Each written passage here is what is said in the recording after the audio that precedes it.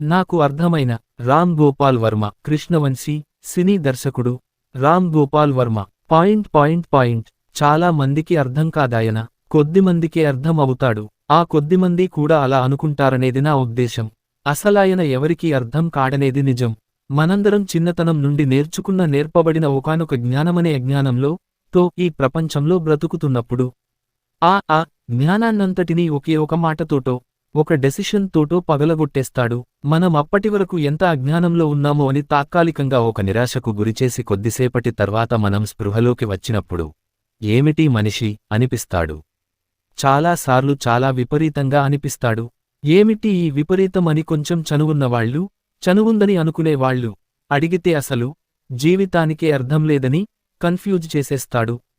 అనుకున్నది చేసేయమంటాడు తను చేసేస్తూ ఎప్పుడూ న్యూస్లో ఉంటాడు కాదు న్యూస్ క్రియేట్ చేస్తాడు తలతిక్కగా మాట్లాడుతున్నాడు అనిపిస్తుంది కాని అసలు నిజం ఏంటంటే అతను మాట్లాడుతున్న నిజాల్ని ఒప్పుకోవడానికి మన అహంకారం అడ్డిస్తుంటుంది అందువల్ల అతన్ని తలతిక్క అనేసి మనం జాగ్రత్త పడిపోతాం చాలాసార్లు నిజమే చెప్తాడు ఆ నిజం కోసం అనేక అబద్ధాలు కూడా చెప్తాడు మనందరం నిజం అని నమ్మినదానికి పచ్చి నిజం ఏమిటో చూపించి ఆ నిజాన్ని భయపెట్టాడు భయపెట్టడానికి కొన్ని సినిమాలు తీసి మనందర్నీ నవ్విస్తాడు మంచి ఆటగాడు కూడా అన్ని ఆటలే ఆయనకి మనుషులతో వాళ్ల బ్రెయిన్స్తో ఎప్పుడూ ఆటలాడుతుంటాడు వాటి మధ్యలో సినిమాలతో ఆడుకుంటాడు పాత్రలతో షాట్లతో కొత్త టెక్నిక్లతో పబ్లిసిటీతో ఏంటో తన ఆటకి ఎవరైనా అడ్డువస్తే వెంటనే వాళ్లని అవుట్ చేసేస్తాడు తన ఆటని సీరియస్గా తీసుకుని డబ్బులిచ్చి చప్పట్లు కొడుతూ అరుస్తూ అప్పుడప్పుడు తిడుతున్న జనాల్ని చూసి హాయిగా నవ్వుతుంటాడు ఊరికే టైటిల్స్ పెట్టి కొంతమందిని ఏడిపిస్తాడు ఏంటి పని అని ఎవరైనా కోప్పడితే లెట్స్ డిస్కస్ అని టీవీ స్టూడియోలో లైవ్ లో కూర్చొని వాళ్ల మతి పోగొడతాడు బోర్ కొడితే లైవ్ ప్రోగ్రాం మధ్యలోనే నిర్మోహమాటంగా లేచి వెళ్ళిపోతాడు నా షూటింగ్కి టైం అయిందంటూ రాత్రుళ్ళు మన రూమ్ బయట ఉన్న చీకట్లో ఏముందో మనకు తెలీదంటూ రాత్రి సినిమాలో ఓంపురి డైలాగ్ రాముగారు చెబితే నేనే ఫెయిర్ చేశాను మన చుట్టూ ఉన్న సొసైటీలోని చీకటి ప్రపంచం మీదకి తన సినిమా లైట్ వేసేస్తాడు ఆ చీకటి ప్రపంచం ముసుగుని తీసేసి నగ్నంగా నిలుచోబెడతాడు అది బోర్ కొడితే అప్పుడప్పుడు అందమైన అమ్మాయిల బట్టలు కూడా విప్పేసి మన చీకటి ఆశలకు సీక్రెట్ డసైర్స్ సేద తీరుస్తాడు మనిషికి బేసిక్ ఇన్స్టింక్ట్స్ భయం నిద్ర ఆహార మైథునాలు తప్ప ఏదీ నిజం కాదంటాడు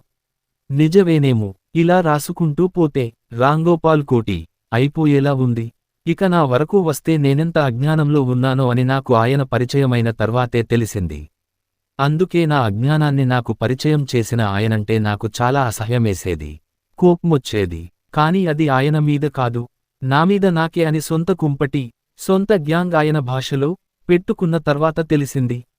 jeans T shirt blue jeans yellow T shirt Madras Annapurna studios office బయట ఫస్ట్ ఆయన్ని చూశాను ఇప్పటికీ కళ్లముందే ఉంది వేసుకుని కాలేజ్ కుర్రాడిలా వచ్చింది ఫస్టు తెలుగు ఫీల్డ్లో రాముగారే ఆ తర్వాతే ఆయన్ని మా అసిస్టెంట్ డైరెక్టర్స్ అందరం కాపీ కొట్టి మేమే రాంగోపాల్ వర్మలా ఫోజ్ కొట్టేవాళ్లం నేను డైరెక్షన్ డిపార్ట్మెంట్లో 2 ఏళ్లుగా పనిచేస్తూ తర్వాత 6 నెలలు రాముగారి దగ్గర శివ చేసి పోస్ట్ ప్రొడక్షన్ టైంలో బాంబే ల్యాబ్లో ఇళయరాజా గారు శివ సినిమాకి బ్యాక్ గ్రౌండ్ స్కోర్ చేస్తున్నప్పుడు సౌండ్తో కలిపి శివ ని చూస్తున్నప్పుడు shot sound music screen play fights అన్నీ కలిపి అసలు డైరెక్షన్ అంటే ఏంటో తెలియడం మొదలైంది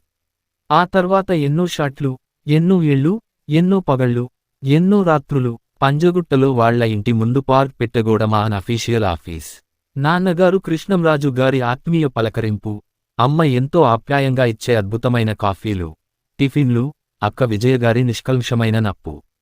ఎంతో నేర్పింది మేము ఆయన దగ్గర పనిచేస్తున్నాం అనుకోలేదు ఒక ఫ్యామిలీలా ఫీల్ అయ్యే వాళ్లమంటే మరీ ఆర్టిఫిషియల్గా ఉంటుందేమో ఎన్నెన్నో విషయాలు అనర్గళంగా చెప్పేవాడు చెప్పేవారికి వినేవాడు లోకువ కదా బోల్డంత జ్ఞానం విజ్ఞానం తత్వం కూడా అయాన్ రాండ్ అని నిషే అని ఎన్నెన్నో వజ్రాలు దొరికినన్ని ఏరుకున్నాం అనే ఇవాల్టికి నా ఆస్తి